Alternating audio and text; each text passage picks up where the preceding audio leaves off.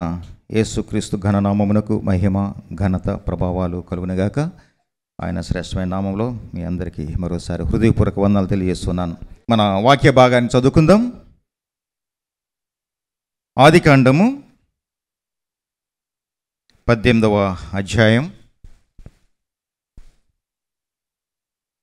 ఆదికాండము 18వ అధ్యాయం మొదటి 15 వచనాలు. ఆదికాండం 18వ అధ్యాయం మొదటి నుంచి 15 వచనాల వరకు చదువుకుందాం.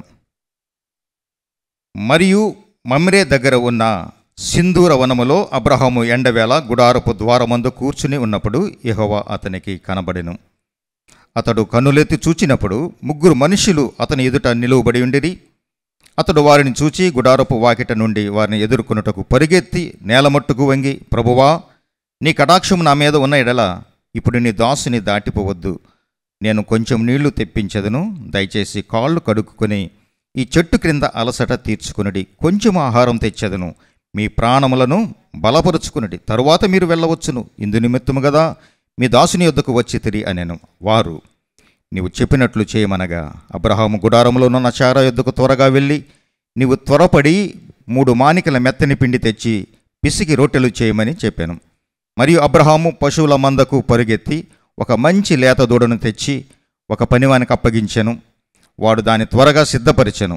తరువాత అతడు వెన్నను పాలను తాను సిద్ధం చేయించిన దూడను తెచ్చి వారి ఎదుట పెట్టి వారు భోజనం చేయుచుండగా వారి యొద్ద ఆ చెట్టు క్రింద నిలుచుండెను. వారు అతనితో, నీ భార్య అయిన శారా ఎక్కడ ఉన్నదని అడుగగా అతడు, అదిగో గుడారంలో ఉన్నదని చెప్పాను. అందుకైన, మీదిటికి ఈ కాలమున ఈ యుద్ధకు నిశ్చయముగా మరల వచ్చేదను. అప్పుడు నీ భార్య అయిన శారాకు ఒక కుమారుడు కలుగునని చెప్పాను. శారా ఆయన వెనుక నుండిన గుడారపు ద్వారముందు వినుచుండెను. అబ్రహామును శారాయును బహుకాలం గడిచిన వృద్ధులై ఉండిరి. స్త్రీ ధర్మము శారాకు నిలిచిపోయిన గనుక శారా, నేను బలము ఉడిగిన దాననైన తరువాత నాకు సుఖము కలుగునా? నా యజమానుడును వృద్ధుడై ఉన్నాడు గదా అని తనలో నవ్వుకొనెను. అంతటా యెహోవా అబ్రహాముతో, వృద్ధురాలనైనా నేను నిశ్చయముగా ప్రసవించెదనా అని శారా నవ్వనేలా? యెహోవాకు అసాధ్యమైనది ఏదైనా ఉన్నదా? మీదిటికి ఈ కాలమున నిర్ణయ కాలమందు నీ యొద్దకు తిరిగి వచ్చేదను. అప్పుడు శారాకు కుమారుడు కలుగునని అనెను. శారా భయపడి నేను నవ్వలేదని చెప్పగా ఆయన, అవును, నీవు నవ్వితివి అనెను. ప్రార్థన. దయగల తండ్రి, వదనాలు, స్తోత్రాలు. ఇదిగో నా తండ్రి, వాక్య భాగాన్ని నీ కృపాహస్తాలకు అప్పగించుకుంటున్నాం. దీవించి ఆశీర్వదించండి ప్రభా. వాక్య సర్వసత్యంలోనికి మమ్మల్ని నడిపించండి. మమ్మల్ని దీవించి వినగలిగిన చెవులు, గ్రహించే మనస్సు, ఈ వాక్యాన్ని అనుసరించే మనస్సు మా అందరికీ దయచేయమని యేసు నామమున స్తుతించి ప్రార్థించి వేడుకొనుచున్నాను పరమ తండ్రి, ఆమేన్. దయచేసి కూర్చోనండి.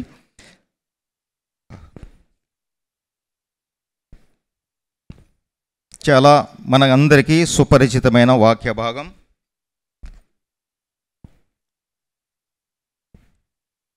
అయితే మరొకసారి ఈ వాక్యాన్ని ధ్యానించుకోబోతున్నాం. ముఖ్యంగా ఈ వాక్య భాగం అంతట్లో ఒక కీవర్డ్ ఉంది. కీవర్డ్ అంటే ముఖ్యాంశం, మూలవాక్యం. ఏంటది? యెహోవాకు అసాధ్యమైనది ఏదైనా ఉన్నదా? ఈ ప్రశ్నతో మన వర్తమానాన్ని ప్రారంభించుకుందాం. ఎవరు ప్రశ్నించారు ఈ ప్రశ్న? దేవుడే, నేను కాదు. దేవుడే అంటున్న మాట, యెహోవాకు అసాధ్యమైనది ఏదైనా ఉన్నదా? చెప్పండి. Is anything too hard for the lord? దేవునికి అసాధ్యమైనది ఏదైనా ఉందా? చెప్పండి గట్టిగా, పర్లేదు. లేదు. మరి లేదు అంటే దేవునికి అబద్ధమాడుట సాధ్యమా? చెప్పరేటి. దేవునికి పాపము చేయుట సాధ్యమా? అసాధ్యం. అవునా? ఎందుకంటే అబద్ధం ఆడడానికి ఆయన నరుడు కాదు. ఆయన 33.5 సంవత్సరాలు మరి ప్రభువైన యేసుక్రీస్తు ఈ పాపలోకంలో జీవించినప్పటికీ కూడా ఎలాంటి పాపం లేనివాడిగా ఆయన ఉన్నాడు. పాపం చేయలేదు, పాపం లేనివానిగానే ఆయన జీవించాడు. ప్రభువైన యేసుక్రీస్తు అంటారు, నాలో పాపం ఉన్నదని మీలో ఎవరు స్థాపించగలరు, ఎవరు రుజువు చేయగలరని సవాలు చేసిన దేవుడు ఆయన. కనుక ఇప్పుడు చెప్పండి, యెహోవాకు అసాధ్యమైనది ఏదైనా ఉన్నదా? ఇప్పుడు లేదంటున్నారు కొంతమంది, ఉందని కొంతమంది అంటున్నారు. సరే, రెండు కరెక్టే. కానీ నేనేమంటానంటే, యెహోవాకు అబద్ధమాడుట అసాధ్యము అనే సాధ్యము కలిగిన దేవుడు. దేవునికి మహిమ కలుగును గాక.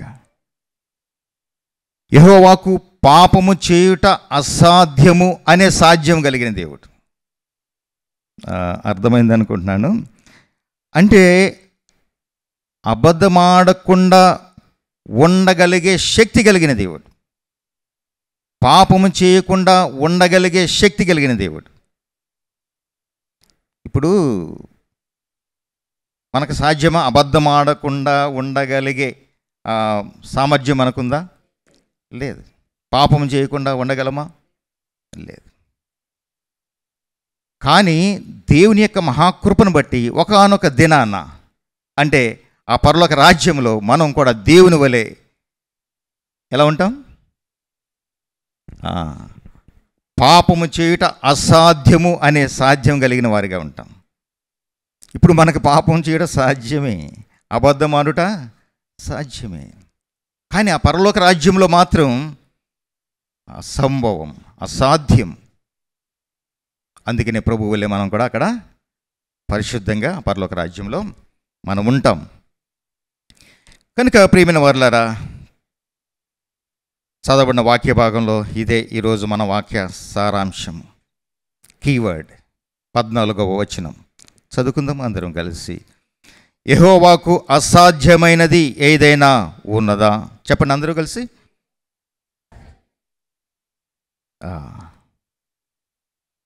చాలా స్లోగా చెప్తున్నారు, కొంచెం గట్టిగా చెప్తే బాగుంటుంది. మరి ఒకసారి గట్టిగా చెప్పండి.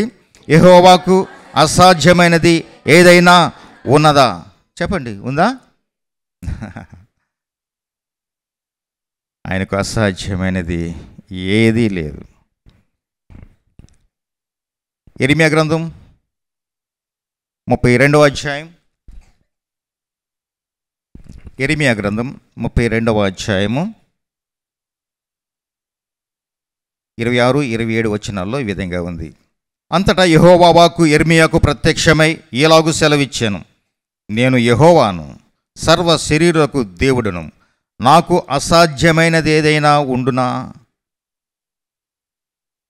Is anything too hard for me అంటున్నాడు దేవుడు. నాకు అసాధ్యమైంది ఏదైనా ఉందా? ఏది లేదు. 17వ వచనం కూడా చదువుకుందాం.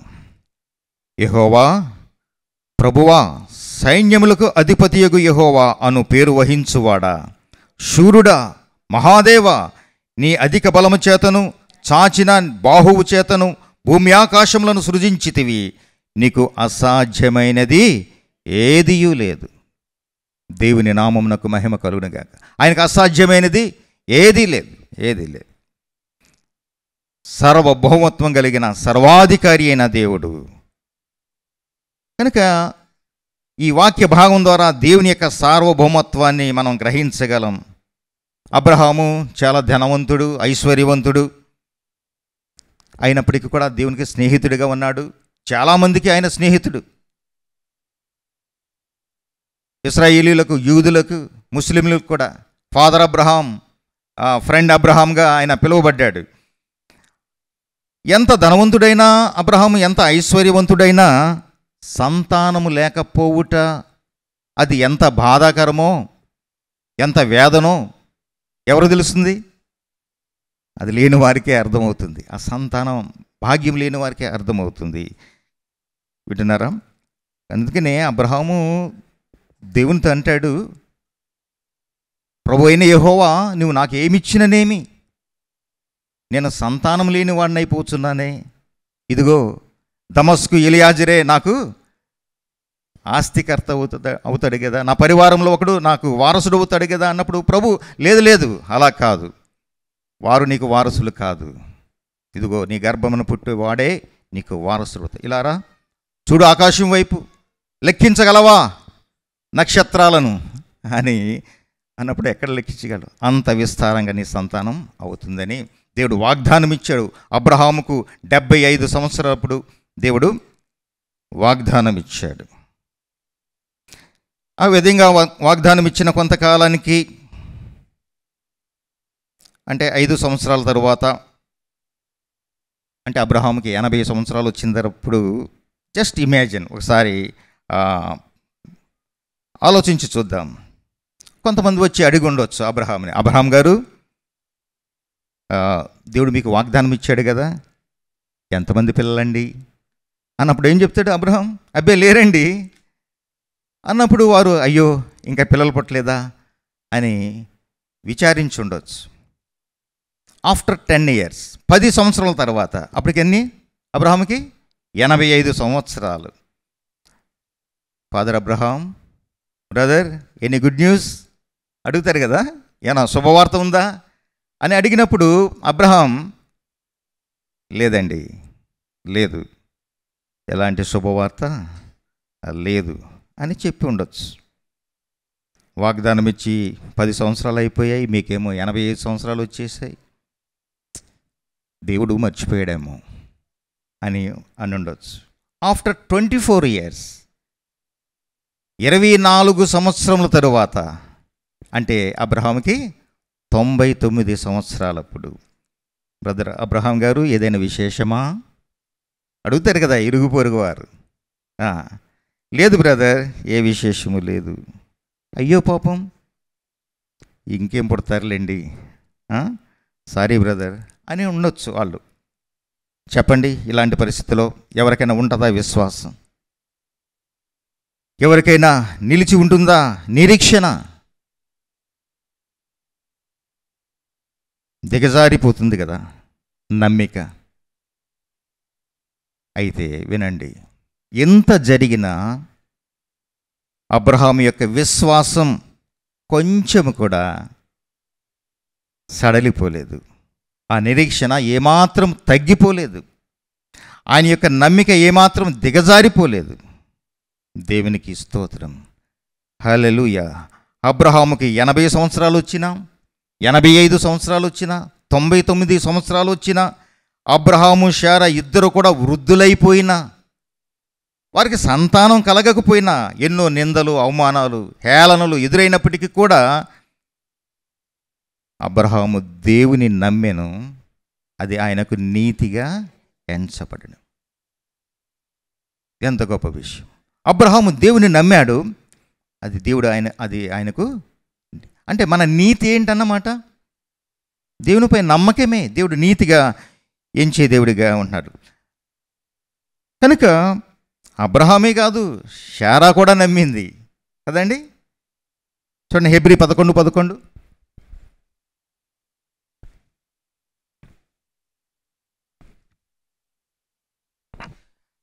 హెబ్రీ 11:11లో ఈ విధంగా ఉంది: విశ్వాసమును బట్టి శారాయు వాగ్దానము చేసిన వాడు నమ్మదగిన వాడిని ఎంచుకొనెను గనుక తాను వయస్సు గతించినదైనను గర్భము ధరించుటకు శక్తి పొందెను. విశ్వాసమును బట్టి ఏం చేసింది? శారా వాగ్దానం చేసిన వాడు నమ్మదగిన వాడని నమ్మింది గనుక వయసు గతించిపోయినా ఏమైంది? గర్భము ధరించడానికి శక్తి పొందుకున్నది. కనుక ప్రేమ వారలారా, ఇక్కడ ఎన్నో శ్రమలు, కష్టాలు, ఇరుకులు, ఇబ్బందులు ఎన్ని ఎదురైనా అలాంటి సమయంలోనే మన యొక్క విశ్వాసము, నమ్మిక, నిరీక్షణ అనేవి కనుపరచాలి. హబక్కుకు రాసిన గ్రంథంలో ఒక చక్కటి మాట నేను చదవాలని ఆశపడుతూ ఉన్నాను.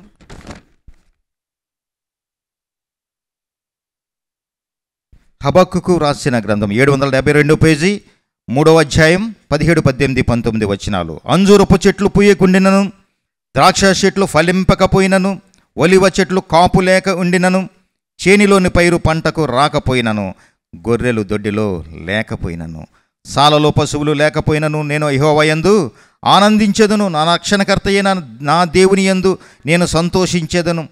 ప్రభువుకి యెహోవాయే నాకు బలము, ఆయన నా కాళ్ళను లేడి కాళ్ళ వల్లే చేయను, ఉన్నత స్థలముల మీద ఆయన నన్ను నడవచేయను. వా, ఎంత గొప్ప నిరీక్షణ, ఎంత గొప్ప విశ్వాసం! అదండి విశ్వాసం అంటే. ఏమి లేకపోయినా, చెట్లు, అంజూరపు చెట్లు పూయకపోయినా, ఫలింపకపోయినా, కాపు లేకపోయినా, పంట రాకపోయినా, గొర్రెలు దొడ్డులో లేకపోయినా, అంత ఖాళీ అయిపోయింది సమస్తం కూడా. ఇప్పుడు మనం చెప్పాలంటే బ్యాంకులో బ్యాలెన్స్ లేకపోయినా, ఇల్లు కాకపోయినా, పెళ్ళి కాకపోయినా, సంతానం కలగకపోయినా, ఈ విధంగా మనం అన్వయించుకోవచ్చు. నా రక్షణకర్త అయిన నా దేవుని యందు నేను సంతోషించెదను. ప్రభువుకి యెహోవాయే నాకు బలము, ఆయన నా కాళ్ళను లేడి కాళ్ళ వలె చేయను, ఉన్నత స్థలముల మీద ఆయన నన్ను నడవచేయను. ఎంత గొప్ప విశ్వాసం! అదండి విశ్వాసం అంటే, అదండి నమ్మకం అంటే, అదండి నిరీక్షణ అంటే. ప్రియమైన సహోదరుడా, సహోదరి, మన విశ్వాసం ఎలా ఉంది? మన నమ్మిక, మన యొక్క నిరీక్షణ ఏ విధంగా ఉంది అని పరిశీలన చేసుకుందాం. శ్రమలు, కష్టాలు, ఇరుకులు, ఇబ్బందులు, వేదనలు, శోధనలు, దుఃఖం, ఇలాంటి సమయాల్లోనే మన యొక్క విశ్వాసము, మన యొక్క నిరీక్షణ, మన నమ్మిక పరీక్షించబడుతుంది. విన్నారా? రిఫార్మడ్ యూనియన్ వారు ఒక బుక్ ప్రింట్ చేశారు, సార్వభౌమ కృప అనే పుస్తకం. దీంట్లో జెర్రీ బ్రిడ్జెస్ అనే భక్తుడు ఈ శ్రమల కష్టాల గురించి చక్కటి మాట తెలియజేస్తున్నాడు. అది మీకు తెలియజేయాలని ఇష్టపడుతూ ఉన్నాను. వినండి, చదువుతాను. మన శ్రమలు సర్వశక్తిగల సంపూర్ణ ప్రేమగల దేవుని ఆధీనంలో ఉంటాయి.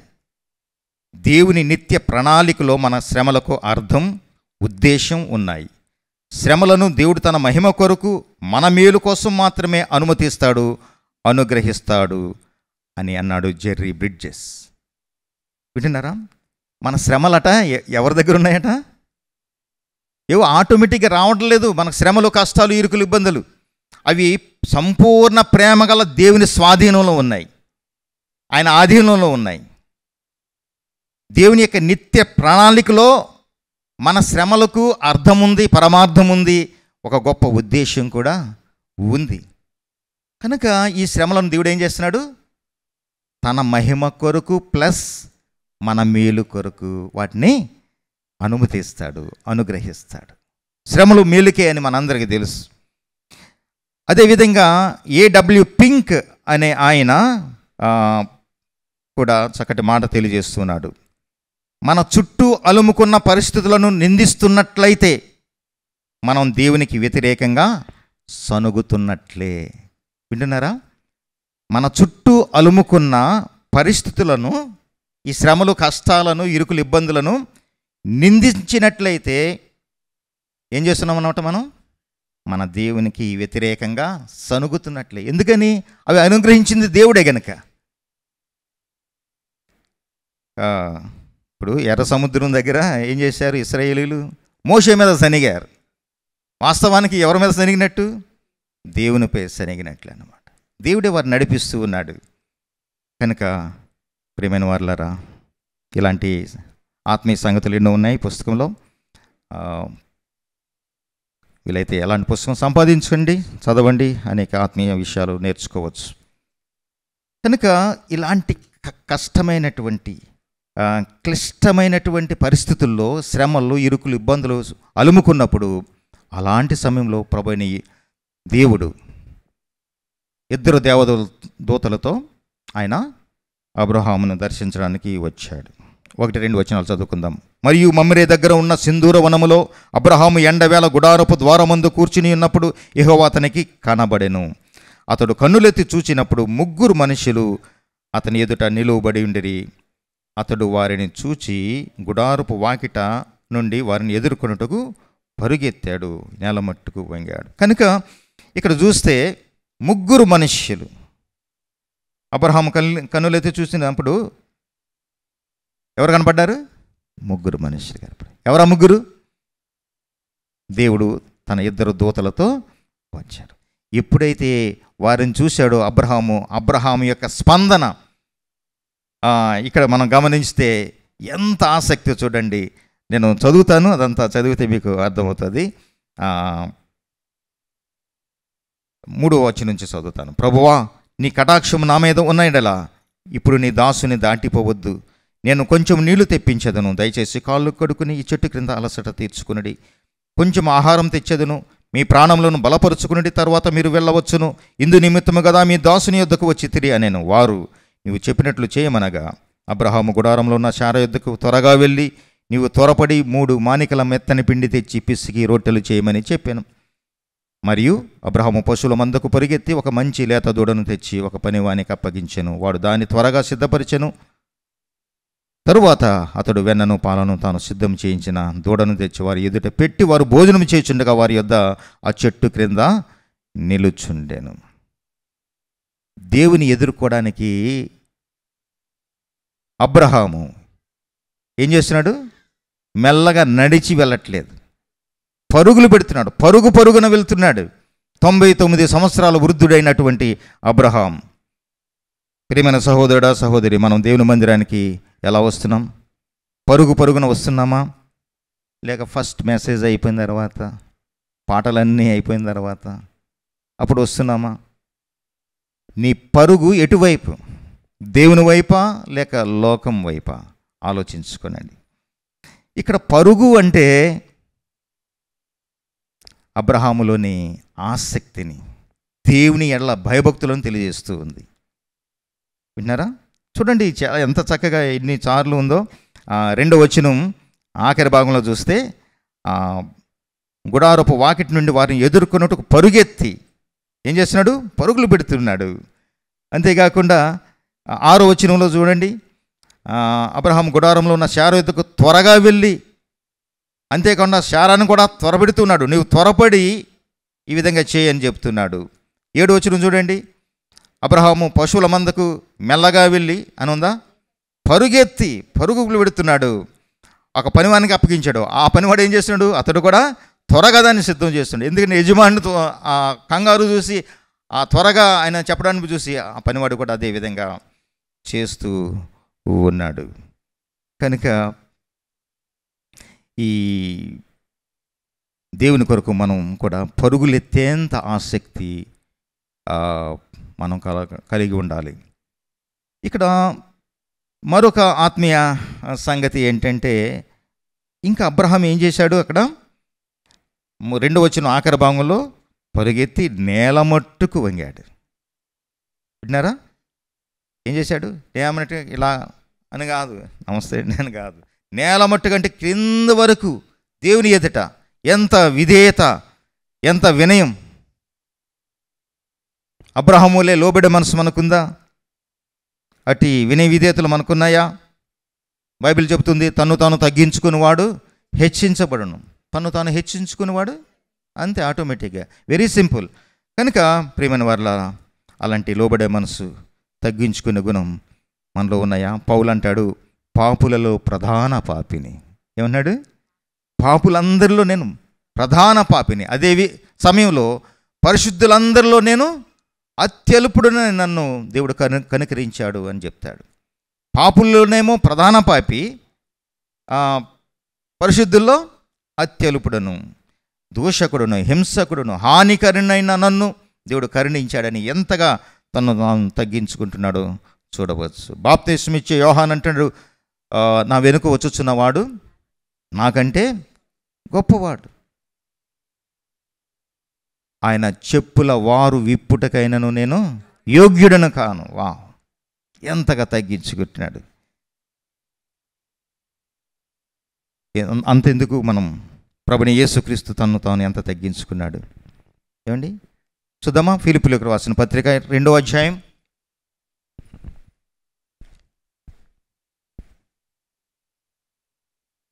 ఫిలిప్పీలకు రాసిన రెండవ పత్రిక, ఫిలిప్పీలకు రాసిన పత్రిక 2వ అధ్యాయము 5 నుంచి 8 వచనాల వరకు ఈ విధంగా ఉంది. క్రీస్తు యేసునకు కలిగిన ఈ మనస్సు మీరును కలిగి ఉండుడి. ఆయన దేవుని స్వరూపము కలిగిన వాడయ్యుండి, ఒకసారి చదువుతాను వినండి. క్రీస్తు యేసునకు కలిగిన ఈ మనస్సు మీరును కలిగి ఉండుడి.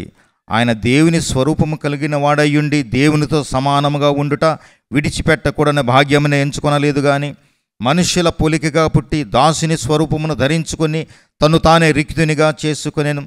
మరియు ఆయన ఆకారముందు మనుష్యుడిగా కనబడి మరణము పొందినంతగా, అనగా శిలువ మరణము పొందినంతగా విధేయత చూపిన వాడై తన్ను తాను తగ్గించుకొనెను.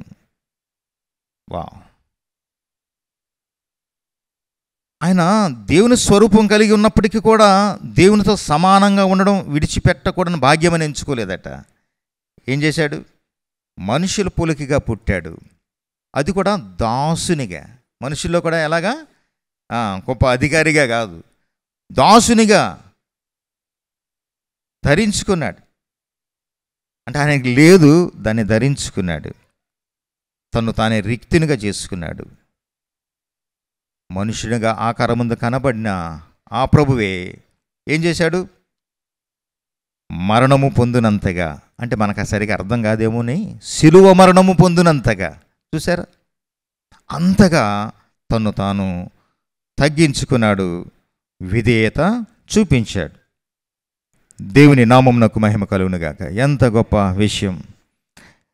దేవుని పట్ల మనకుండేటువంటి లోబడే మనస్సు, వినయము, విధేయత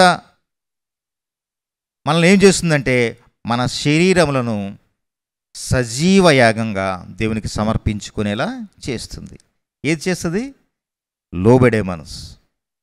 ఈ వినయము, విధేయత మనం కూడా దేవునికి సజీవ యాగంగా మనల్ని మనమే సమర్పించుకునేటట్లుగా చేస్తుంది. 3వ వచనం చూద్దాం మన వాక్య భాగంలో.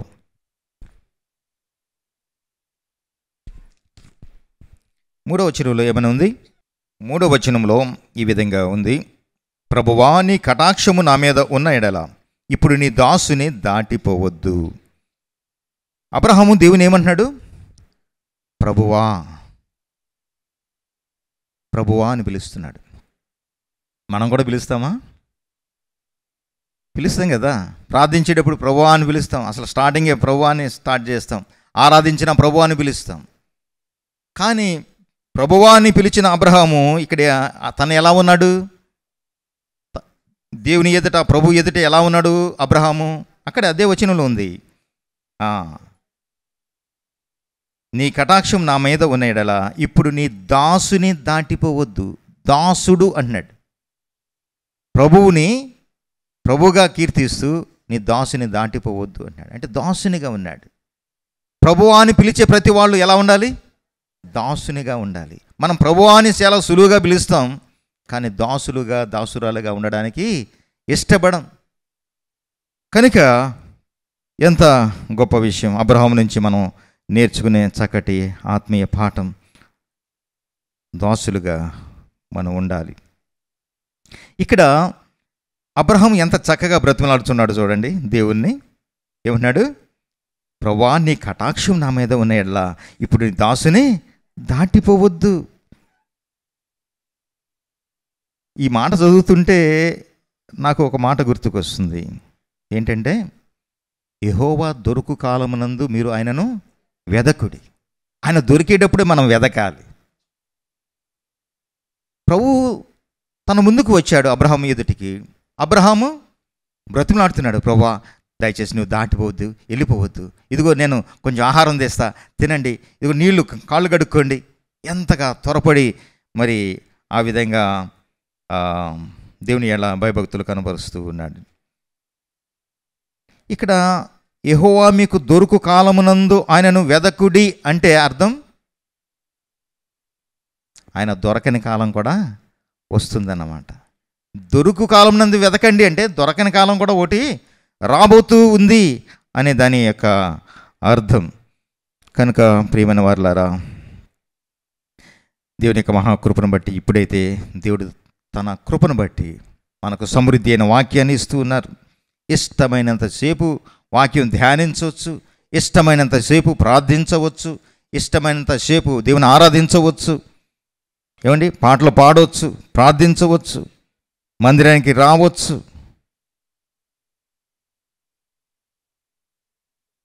అయితే ఇవేవి దొరకని కాలం రాబోతూ ఉంది. దుర్దినములు రాకముందే ఏం చేయాలి?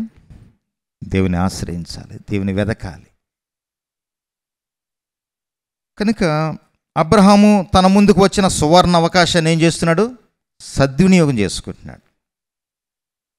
అట్లా మనం కూడా సమయం ఉన్నప్పుడే ప్రార్థనలో ఎక్కువ సమయం గడపాలి, సమయం ఉన్నప్పుడే వాక్యం ధ్యానించాలి, ఆరాధించాలి, సమయం ఉన్నప్పుడే పాటలు పాడాలి, దేవునికి ఇవ్వాలి. దేవునికి ఇవ్వడం కూడా సమయం ఉన్నప్పుడే ఇవ్వాలి. ఏమో అలాంటి సమయం లేని సందర్భం రావచ్చు. అప్పుడు అయ్యో నేను ఇవ్వాలి అనుకుంటే ఇవ్వలేం, అయ్యో నేను పాటలు పాడాలనుకుంటే పాడలేం. వింటున్నారా? దేవునికి సత్కార్యాలు చేయాలంటే చేయాలి. ఈ విధంగా సద్వినియోగం చేసుకోవాలి. సమయం దాటిపోతే విచారించి ప్రయోజనం లేదు. మరొక ప్రశ్న మిమ్మల్ని అడగాలని ఆశిస్తూ ఉన్నాను. దేవుడు మానవునిగా ఈ లోకానికి ఎప్పుడు వచ్చాడు? ఏంటి అంతసేపు ఆలోచిస్తున్నారు? 2000 సంవత్సరాలకు పూర్వమే ఆయన యేసుక్రీస్తుగా నరవతారిగా ఈ లోకానికి దిగి వచ్చాడు కదండి. కన్య అయిన మరియ ద్వారా వచ్చాడని మనందరూ తెలుసు. కానీ దానికి ముందే దేవుడు మానవునిగా, మనుష్యునిగా వచ్చినట్లు ఈ వాక్య భాగంలో మనం చూస్తూ ఉన్నాం. 2వ వచనంలో ఏముంది? అతడు కన్నులెత్తి చూసినప్పుడు 3 మనుషులు అతని ఎదుట నిలువబడి ఉండేరి. ఆ 3 మనుషులు ఎవరో చెప్పుకున్నాం. దేవుడు, 2 దేవదూతలు. మనుష్యునిగా వచ్చిన ఆయన ఎవరు? మనుష్యునిగా వచ్చినప్పటికీ ఆయన ఎవరు? సామాన్యుడా? లేదు, సార్వభౌమత్వం గల సర్వాధికారి అయిన దేవుడు ఆయన. వింటున్నారా? దేవుని గురించిన సంపూర్ణ జ్ఞానం చాలామందిలో ఉండదు, ఎవరికీ లేదు సంపూర్ణ జ్ఞానం దేవుని గురించి. సో అబ్రహాం కూడా మానవ రీతిగానే దేవునితో ప్రవర్తిస్తూ ఉన్నాడు. 4-5 వచనాలు చూద్దాం. నేను కొంచెం నీళ్లు తెప్పించదను, దయచేసి కాళ్ళు కడుక్కొని ఈ చెట్టు క్రింద అలసట తీర్చుకునండి. కొంచెం ఆహారం తెస్తాను, మీ ప్రాణాలు బలపరుచుకొనండి. తర్వాత మీరు వెళ్ళవచ్చును. ఇందు నిమిత్తము కదా మీ దాసుని యొద్దకు వచ్చి తిరి అనెను. చూడండి, ఇదంతా ఆనాటి అతిథి మర్యాదలు మనకు తెలియజేస్తూ ఉంది. ఆనాటి ప్రజలు ఏ విధంగా అతిథులను గౌరవిస్తారో అన్నది తెలుస్తూ ఉంది. ఇప్పటికి కూడా చాలామంది ఇంటికి వెళ్ళినప్పుడు ఏం చేస్తారు? కాళ్ళకి నీళ్ళు ఇస్తారు కదండి, తుడుచుకోవడానికి టవల్ ఇస్తారు. ఇప్పుడు లేవులేండి, నులక మంచం వేసి అక్కడ కూర్చోమని చాలా అతిథి మర్యాదలు చేస్తూ ఉంటారు. అదేవిధంగా అబ్రహాం కూడా దేవునికి 2 దేవదూతలకు అదేవిధంగా చేస్తూ ఉన్నాడు. చెప్పండి, అసలు పరిశుద్ధుడైన దేవునికి కాళ్ళు కడుక్కోవాల్సిన అవసరం ఉందా? ఏమండి? లేదు. సర్వశక్తి గల దేవునికి ప్రాణం బలపరుచుకోవాల్సిన అవసరం ఉందా? లేదు. సొమ్మసిరిన వాళ్ళకి బలమిచ్చే దేవునికి అలసట ఉంటుందా? యెషయా గ్రంథం 40:28-29 వచనాలు చూద్దాం. యెషయా గ్రంథం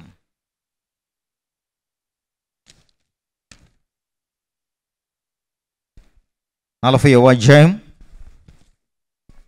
28-29 వచనాలు ఈ విధంగా ఉంది. నీకు తెలియలేదా? నీవు వినలేదా? భూదిగంతములను సృజించిన యెహోవా నిత్యుడగు దేవుడు, ఆయన సొమ్మశిలుడు, అలయుడు, ఆయన జ్ఞానము శోధించుట అసాధ్యము. సొమ్మసిరిన వారికి బలమిచ్చువాడు ఆయనే, శక్తిహీనులకు బలాభివృద్ధి కలిగజేయవాడు ఆయనే. అంత గొప్ప దేవుడు. మరి మనం కూడా అనేకసార్లు దేవుణ్ణి ఏం చేస్తామంటే మన కోణంలోనే చూస్తాం. కానీ నిజానికి దేవుని ఎలా చూడాలి? ఆయన కోణంలో. దేవుని కోణంలోనే మనం చూడాలా. అయితే గొప్ప సంగతి ఇంకా అంటున్నాడు, ఇందు నిమిత్తమే కదా నీ దాసుని వద్దకు వచ్చారు అంటున్నాడు అబ్రహాం. అంటే ఎలా ఉందంటే, మీరు భోజనం చేయడం కోసమే కదా మీరు వచ్చారు అన్నట్టుగా ఉంది. అయితే దేవుడు కోపగించుకోలేదు. అబ్రహాం, ఇవన్నీ నాకు అవసరమా అనలేదు. ఇందు నిమిత్తమా మేము వచ్చింది అనలేదు. ఏమన్నారు? నీవు చెప్పినట్లు చేయమన్నారు. వావ్! దేవుడు ఎంత ప్రేమ, దయ, జాలి, కనికరం గల దేవుడు కదా. నువ్వు చెప్పినట్లు చేయి అన్నాడు దేవుడు. ఎంత గొప్ప విషయం. కనుక ఎప్పుడైతే దేవుడు తనతో నీవు చెప్పినట్లు చేయమనగానే అబ్రహాము వెంటనే ఏం చేశాడు? తన భార్య అయిన శారా వద్దకు వెళ్ళాడు. 3 మానికల మెత్తని పిండి పిసికి రొట్టెలు చేయమని చెప్పాడు. ఆ రోజున చూడండి, అబ్రహాము గుడారములో ఉన్న శారా యొద్దకు త్వరగా వెళ్ళి, నీవు త్వరపడి 3 మానికల మెత్తని పిండి తెచ్చి పిసికి రొట్టెలు చేయమని చెప్పాను. కనుక 3 మానికలు అంటే ఏమండి, ఒక మానిక 1 కేజీ కావచ్చు. సో సుమారుగా 3 మానికలు అంటే 3 కేజీల పిండి ఏం చేయాలి? పిసికి రొట్టెలు చేయాలి. అంతేకాకుండా మరలా ఇంకోటి ఏంటి, 7వ వచనంలో, మరి అబ్రహాము పశువుల మందకు పరిగెత్తి ఒక మంచి లేత దూడను తెచ్చి పనివానికి అప్పగించాడు, దాన్ని త్వరగా సిద్ధం చేశాడు. ఇప్పుడు ఒక లేత దూడను, అంటే పొట్టేలు అనుకుందాం, ఆ పొట్టేలుని వధిస్తే ఎన్ని కేజీలు వస్తుంది? ఒక 20-30 కేజీలు వస్తుంది కదా. 30 కేజీల మటన్ని వండాలి కర్రీగా. ఎంత శ్రమ, ఎంత భారం, ఎంత పని, ఎంత పనో ఎంత భారమో సహోదరులకే అర్థమవుతుంది. అవునండి. అప్పట్లో ఒక ఫ్రిడ్జ్ లేదు, ఒక మిక్సీ లేదు, ఒక గ్రైండర్ కూడా లేదు. శారా అబ్రహామును పిలిచి, ఏమండి ఇలా రండి అని ప్రక్కకు పిలిచి, అసలు మీకు బుద్ధి ఉందా అని క్లాస్ తీసుకోలేదు. విన్నారా? ఏమంది? ఎస్ సార్, అలాగే నా యజమానుడా అన్నది 90 సంవత్సరాల వృద్ధురాలైన శారా. ఎంత విధేయత, ఎంత విధేయత. శారా స్థానంలో గనక మనముంటే ఏమంటాం? అది మనకే తెలుసు. ఆమె అయితే ఎస్ సార్ అన్నది, అలాగే నా యజమానుడా అంది. మనమైతే ఏమంటాం? విసుక్కోలేదు, సనుక్కోలేదు, వంట పాత్రలు ఏవి కింద జారి కింద పడిపోలేదు. వింటున్నారా? త్వరగా వేడివేడిగా వంట సిద్ధం చేసింది, వడ్డించింది 90 సంవత్సరాల వృద్ధురాలైనటువంటి శారా. ఒక విషయం చెప్పక తప్పదు ఈ సమయంలో. చెప్పమంటారా? భర్తకు లోబడని భార్య నిజ విశ్వాసి కానే కాదు. మళ్ళా చెప్పనా? భర్తకు లోబడని భార్య నిజ విశ్వాసి కానే కాదు. దేవునికి లోబడిన స్త్రీ తన భర్తకు కూడా లోబడుతుంది. మంచిది. దేవునికి ఆతిథ్యం ఇవ్వడం ఎంత గొప్ప ధన్యత, భాగ్యం కదా. వింటున్నారా? మీరు ఎప్పుడైనా దేవునికి ఆతిథ్యం ఇచ్చారా? ఏమిటండి, దేవునికి ఆతిథ్యం ఇచ్చారు? అసలు మామూలు మా చుట్టాలకి ఏమో దేవునికి అంటారేంటి అంటారా? ఏమండి, దేవునికి ఆతిథ్యమా? ఆయన ఎక్కడ మేమెక్కడండి బాబు అని తప్పించుకోవడానికి లేదు. ఆయన ఏం తింటారో ఏంటో మాకేం తెలుస్తుంది? మేము పెట్టినవి అయితే తింటారా లేదా అని డౌట్ పడక్కర్లేదు. ప్రభు అంటున్నాడు మత్తయి సువార్తలో 25వ అధ్యాయం 34 నుంచి 46 వరకు చదివితే గనక ప్రభు అంటున్నాడు, నేను ఆకలిగొంటిని, మీరు నాకు ఆహారం ఇచ్చారు. నేను దప్పిగొంటిని, మీరు నాకు దాహం ఇచ్చారు. నేను పరదేశిగా ఉంటిని, మీరు నన్ను చేర్చుకున్నారు. దిగంబరినై ఉంటిని, మీరు నాకు వస్త్రాలు ఇచ్చారు. రోగినై ఉంటిని, మీరు నన్ను చూడవచ్చారు. చెరసాలలో ఉన్నాను, నన్ను సందర్శించారు. అంటే వారు అంటారట, ప్రభువా నువ్వు ఎప్పుడు ఆకలిగా ఉన్నావు, మేమెప్పుడు ఆహారం పెట్టాం నీకు?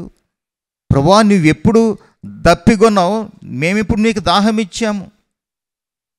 ప్రభువా మీరు ఎప్పుడు రోగిగా ఉన్నారు ప్రభువా, మేమిప్పుడు వచ్చి మిమ్మల్ని సందర్శించాం అని ఈ విధంగా చెప్పినప్పుడు ప్రభు చెప్పిన ఒక అద్భుతమైన మాట ఏంటంటే, ఇదిగో మిక్కిలి అల్పులైన ఈ నా సహోదరులో ఒకనికి మీరు చేసేది గనుక నాకు కూడా చేసినట్లే. వా, ఇప్పుడు చెప్పండి, దేవునికి ఆతిథ్యం ఇవ్వచ్చా? ఇవ్వచ్చు. కనుక చదవండి 69వ కీర్తన 30-31 వచనాల్లో, కీర్తనలతో నేను దేవుని నామమును కీర్తించెదను, కృతజ్ఞతాస్తుతులతో నేను ఆయనను ఘనపరచెదను. ఎద్దు కంటెను కొమ్ములను డెక్కలను కాడ కోడి కంటను అది యెహోవాకు ప్రీతికరము. ఏదట? దేవుని స్తుతించుట, ఆరాధించుట అనేది ఒక బలిగా మనం ఎద్దును కోడిను అర్పించడం కంటే కూడా అది యెహోవాకు ప్రీతికరము. కనుక ఎంత గొప్ప విషయం. సరే, మంచిది. ఒక్కొక్కసారి మనం భక్తిలో ఎంత ఎత్తుకు ఎదిగినా కూడా కొన్ని బలహీనతలు మనల్ని వెంటాడుతూనే ఉంటాయండి. కొన్ని బలహీనతలు ఉంటూనే ఉంటాయి. అట్లే అబ్రహాం శారాలకు కూడా కొన్ని బలహీనతలు ఉన్నాయి. వారు దేవుని యొక్క వాగ్దానాన్ని సంపూర్ణంగా నమ్ముట్లో కొంత బలహీనపడ్డారు. శారా ఏం చేసింది? నవ్వింది. ఆ నవ్వు వెనుక ఎంతో అర్థం ఉంది. 12వ వచనం చదువుదాం. 12వ వచనం చూడండి. శారా, నేను బలము ఉడిగిన దాననైన తరువాత నాకు సుఖము కలుగునా, నా యజమానుడును వృద్ధుడై ఉన్నాడు కదా అని తనలో నవ్వుకొనెను. ఏం చేసింది? నవ్వుకుందట. నవ్వు చాలా రకాలండి కదా.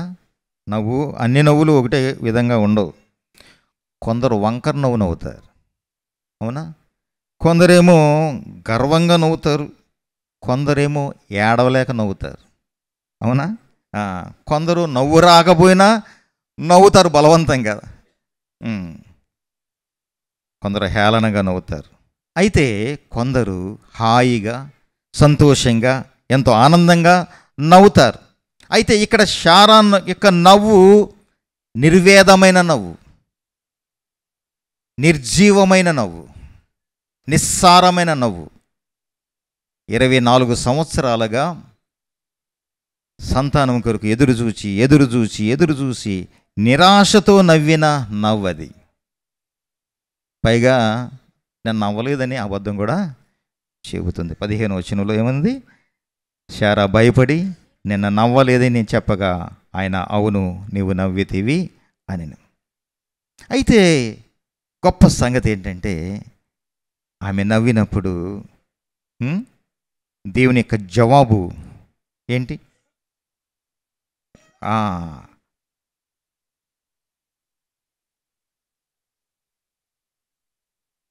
శారా నవ్వనేలా 14వ వచనం, యెహోవాకు అసాధ్యమైనది ఏదైనా ఉన్నదా? చాలండి. యెహోవాకు అసాధ్యమైనది ఏదైనా ఉన్నదా? Is anything too hard for the lord? యెహోవాకు అసాధ్యమైనది ఉన్నదా, ఏదైనా ఉన్నదా అన్నది ప్రశ్న లేక జవాబా? ఏమండి, అది ప్రశ్న లేక జవాబా? క్వశ్చన్ మార్క్ ఉంది కదా, ఉంటే ఇదేంటి? ప్రశ్నే, కానీ జవాబు కూడా. ఏమండి, అది జవాబు కూడా. ఎలాగంటే ప్రశ్నలోనే జవాబు గల ప్రశ్న. ఆ జవాబు ప్రశ్నలు ఇమిడిపోయిందనమాట. జవాబు గల ప్రశ్న అది. Nothing is two hard for the lord.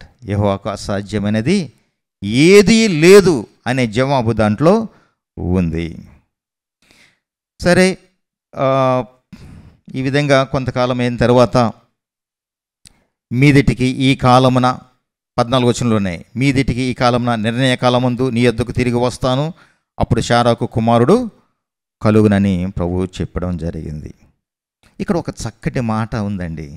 ఏంటది? నిర్ణయ కాలమున. అది అండర్లైన్ చేసుకోవాలి మనం. ఏంటది? నిర్ణయ కాలమున. ఈ నిర్ణయ కాలమున అనేది మన యొక్క విశ్వాసంలో అది బలపరిచేదిగా ఉంటుంది, మన విశ్వాసాన్ని అధికం చేసేదిగా ఉన్న మాట అది. విన్నారా? నిర్ణయ కాలంలో పాస్టర్ గారు కూడా ఒక చక్కటి మాట, అంటే దేవుని యొక్క వాక్యాన్ని కోట్ చేస్తూ ఈ సార్వభౌమ కృప అనే పుస్తకంలోనే తెలియజేయడం జరిగింది. ఉపోద్ఘాతాన్ని వ్రాస్తూ మరి మన పాస్టర్ జాషువా జూడ్ గారు ఒక యెషయా గ్రంథం 14వ అధ్యాయం 24-27 వచనాలని కోట్ చేస్తూ ఇక్కడ తెలియజేసింది. వాక్య భాగం ఏంటంటే నేను చదువుతాను, చూడండి. సైన్యములకు అధిపతి అయిన యెహోవా ప్రమాణపూర్వకముగా ఎలాగూ సెలవిచ్చుచున్నాడు, నేను ఉద్దేశించినట్లు నిశ్చయముగా జరుగును, నేను యోచించినట్లు స్థిరపరుడును. సైన్యములకు అధిపతి అయిన యెహోవా దాన్ని నియమించి ఉన్నాడు, రద్దుపరచగలవాడు ఎవడు?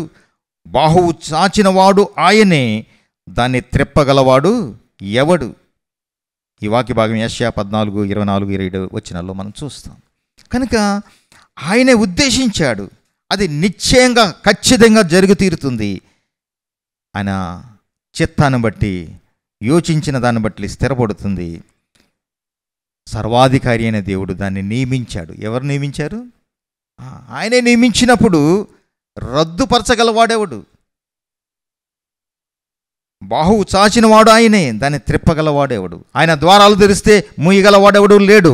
ఆయన ద్వారాలు మూచేస్తే గనక తెరవగలవాడు కూడా ఎవరును లేరు. కనుక ప్రియమైన వారులారా, ఎంత గొప్ప విషయం. కనుక ఇక్కడ చూస్తే సిస్టర్ శారా వామిటింగ్ చేసుకుంది.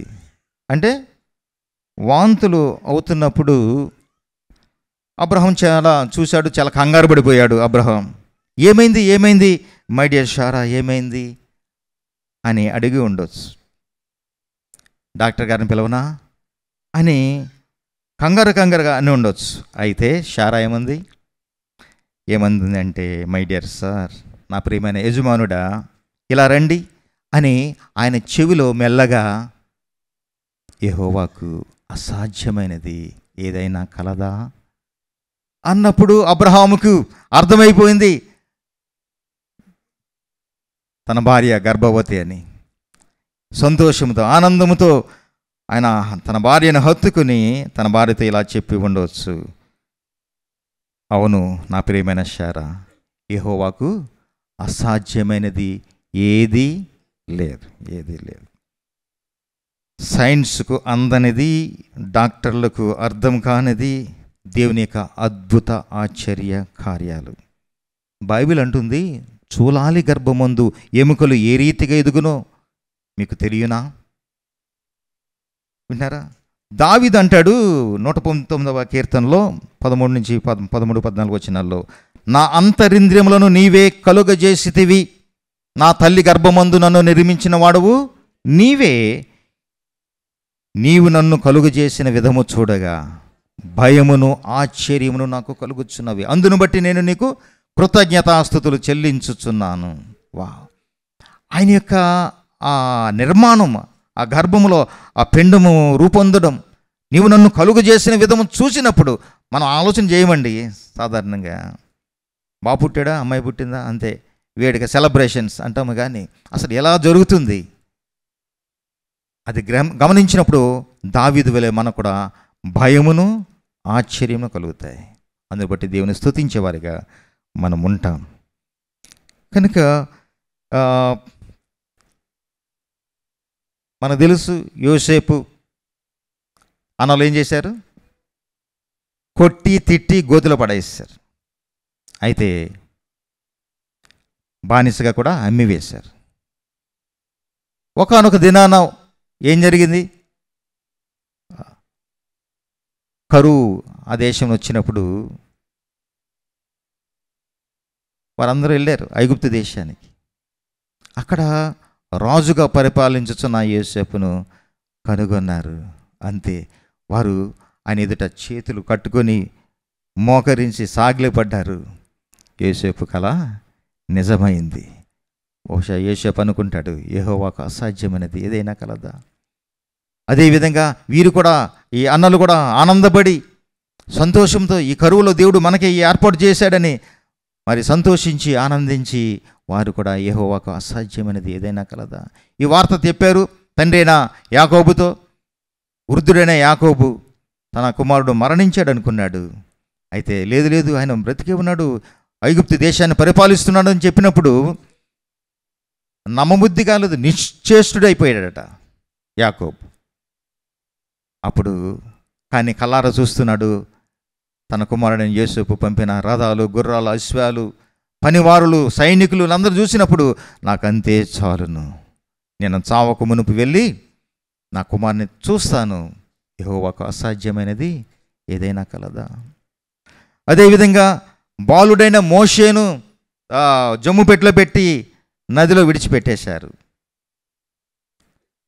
అయితే ఆ బాలుని యొక్క ఏడుపు విని ఫరో కుమార్తె, రాజకుమార్తె ఆ బాలుని ఆ పెట్టె తెమ్మని చెప్పి పెట్టి విప్పి చూసినప్పుడు ఆ బాలుడు బహుసుందరుడై ఉండడం చూసి ఎత్తుకున్నది,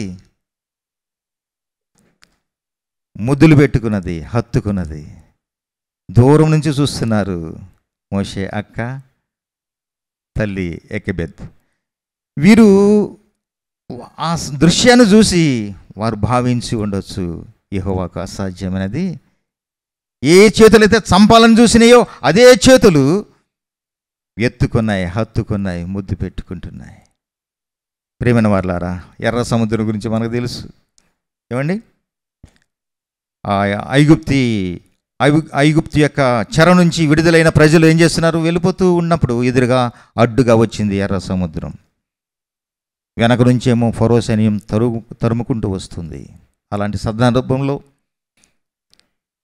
మోషే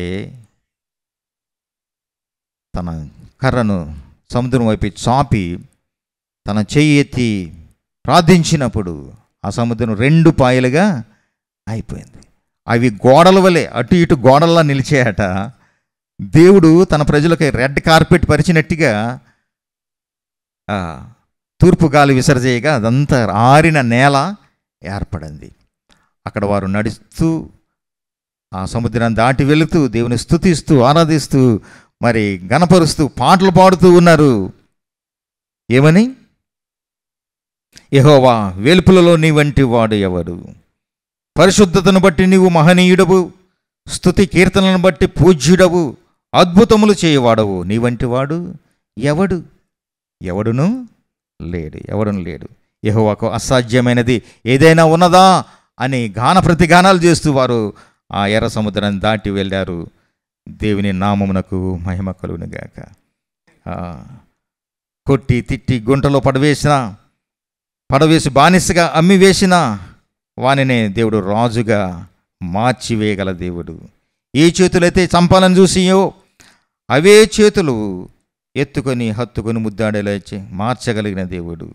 అడ్డిగా వచ్చిన ఎర్ర సముద్రాన్ని 2 పాయలుగా చేయగలిగిన దేవుడు. రాజులను మార్చివేయగలవాడు, శాసనాలను మార్చివేయగల దేవుడు, ప్రభుత్వాలను మార్చివేయగల దేవుడు, పరిస్థితులను మార్చివేయగల దేవుడు. నిరాశతో నవ్విన నవ్వును, నిర్జీవమైన నవ్వును నిరీక్షణ గల నవ్వుగా మార్చివేయగల దేవుడు. విన్నారా? ఆదికాండం 21 చూడండి, పక్కనే ఉంటుంది కదా. 21వ అధ్యాయం మొదటి 6 వచనాలు చదువుతాను. యెహోవా తాను చెప్పిన ప్రకారము శారాను దర్శించెను. యెహోవా తాను ఇచ్చిన మాట చొప్పున శారాను గూర్చి చేశాను. ఎట్లనగా దేవుడు అబ్రహాముతో చెప్పిన నిర్ణయ కాలములో శారా గర్భవతి అయి అతని ముసలితనమందు అతనికి కుమారుని కనెను. అప్పుడు అబ్రహాము తనకు శారా కనినవాడునైన తన కుమారునికి ఇస్సాకు అను పేరు పెట్టెను. మరియు దేవుడు అబ్రహాము ఆజ్ఞాపించిన ప్రకారం అతడు 8 దినముల వాడైన ఇస్సాకు అను తన కుమారునికి సున్నతి చేశాను. అబ్రహాము కుమారుని ఇస్సాకు అతనికి పుట్టినప్పుడు అతడు 100 ఏండ్లవాడు. అప్పుడు శారా, దేవుడు నాకు నవ్వు కలిగజేశాను, వినువారెల్లా నా విషయమై నవ్వుదురు అనెను. కనుక అప్పుడు నవ్విన నవ్వు వేరు, ఇప్పుడు నవ్వుతున్న నవ్వు వేరు. ఇది జీవము గలది నవ్వది, దేవుడు అనుగ్రహించే నవ్వది. వింటున్నారా? కనుక ఎంత గొప్ప అద్భుతం, ఆశ్చర్యం! సార్వభౌమత్వం గల సర్వాధికారి అయిన దేవునికి అసాధ్యమైనది ఏదైనా ఉన్నదా? విన్నారా? ఏదీ లేదు. యెహోవాకు అసాధ్యమైనది ఏదీ లేదు. యెహోవాకు సమస్తమును సాధ్యమే. ఇదే మన వాక్య భాగ సారాంశం. వాక్య భాగం మాత్రమే కాదు, ఈ బైబిల్ సారాంశం అంతా కూడా ఏంటో తెలుసా? యెహోవాకు అసాధ్యమైనది ఏదీ లేదు. ముగించుకుందాం. మరి ముగించుకునే ముందు ఒకసారి మనల్ని మనమే పరీక్షించుకుందాం. దేవుని పట్ల అబ్రహాము శారాల వంటి గొప్ప విశ్వాసం మనకుందా? అబ్రహాము శారాల వంటి వినయ విధేయతలు మనకున్నాయా? అబ్రహాము శారాల వంటి తగ్గింపు గుణం మనలో ఉందా? దేవునికే ఆతిథ్యం ఇచ్చేవారిగా, ప్రియమనేది చేసేవారిగా మనం ఉంటున్నామా? శారా వలె భర్తకు లోబడే భారీగా ఉంటున్నామా? అబ్రహాము శారాలు తమ యొద్దకు వచ్చినట్టు సువర్ణ అవకాశాన్ని సద్వినియోగం చేసుకున్నారు. యెహోవా దొరుకు కాలమందు ఆయనను వెతికేవారిగా ఉన్నారు. మరి మనం ఎలా ఉన్నాం? ఆ విధంగా ఉంటున్నామా? పరీక్షించుకుందాం. చివరిగా పాస్టర్ గారు అంటారు కదా, టేక్ అవే, ఒక మాటను మనం తీసుకుని వెళ్దాం. ఏంటది? యెహోవాకు అసాధ్యమైనది ఏదైనా ఉన్నదా? యెహోవాకు అసాధ్యమైనది ఏదీ లేదు. యెహోవాకు సమస్తమును సాధ్యమే. ఈ మాటను ఈరోజు మనం తీసుకెళ్దాం. ఈ సత్యాన్ని మనం గ్రహించి నమ్మి పూర్ణ హృదయంతో విశ్వసించినప్పుడు అది మన ఆత్మీయ జీవితాలను స్థిరపరిచి బలపరుస్తుంది. విశ్వాసమందు మనల్ని వీరులుగా చేస్తుంది. సార్వభౌమత్వం గల దేవునిగా ఎలాంటి పరిస్థితులు ఎదురైనా మన హృదయం ఇంకను దేవుని స్తుతించి ఆరాధిస్తుంది. అట్టి కృప, ధన్యత, భాగ్యం దేవుడు మనకు సమృద్ధిగా అనుగ్రహించి ఆశీర్వదించునుగాక. ఆమేన్. తలలోంచండి, చిన్న ప్రార్థన చేసుకుందాం. దయగల తండ్రి, వందనాలు, స్తోత్రాలు. ఈ సమయంలో నా తండ్రి, విన్న వాక్యాన్ని మా అందరి హృదయాల్లో నీరు కట్టి ఫలింపచేయండి. ప్రభా, నీకు అసాధ్యమైనది ఏదీ లేదనే గొప్ప సత్యంతో ప్రభా మేము పూర్ణ విశ్వాసముతో, పూర్ణ నమ్మికతో, పూర్ణ ప్రభా హృదయంతో నా తండ్రి నిన్ను సేవించి ఆరాధించినట్లుగా నీ కృప అనుగ్రహించండి. మమ్మల్ని అందరినీ మిగిలిన సమయాన్ని నీ కృపాహస్తాలకు అప్పగించుకుంటూ యేసు నామమున స్తుతించి ప్రార్థించి వేడుకొనుచున్నాను పరమ తండ్రి. ఆమేన్.